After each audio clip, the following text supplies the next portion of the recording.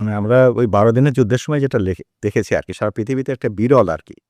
মানে central commanding ১২ জন অ মানে শীর্ষস্থানীয় ব্যক্তি তারা নিহত হয়েছে। নিহত হওয়ার ১২ ঘন্টার মধ্যে একটা জাতি ঘুরিয়ে দাঁড়াতে পারে। শুধু তাই না, মানে এমনভাবে আঘাত হানতে পারে যে পরে প্রতিপক্ষ বাধ্য হয় যে ১২ দিনের মাথায় নিজের পক্ষ থেকে বলতে যে আমরা সিজফায়ার চাই।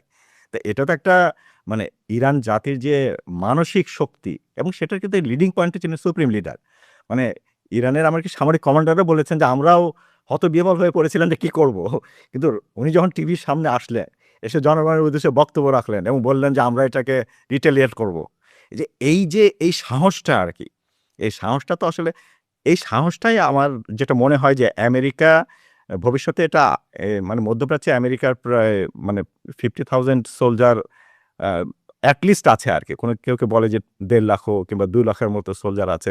আল উদাইদ, তারপরে অন্যান্য আশপাশে যতগুলো দেশগুলো আছে, কাতার, থাকে। বাহরাইন, সৌদি আরব সবগুলো দেশগুলো মিলিয়ে অন্ততপক্ষে এবং ইরানের যে সামরিক বাহিনীর প্রধান উনি নিজে বলেছেন যে এ প্রত এই মানে 50,000 হোক কিংবা 1 লাখ 150,000 হোক, 1,50,000 হোক আরকি।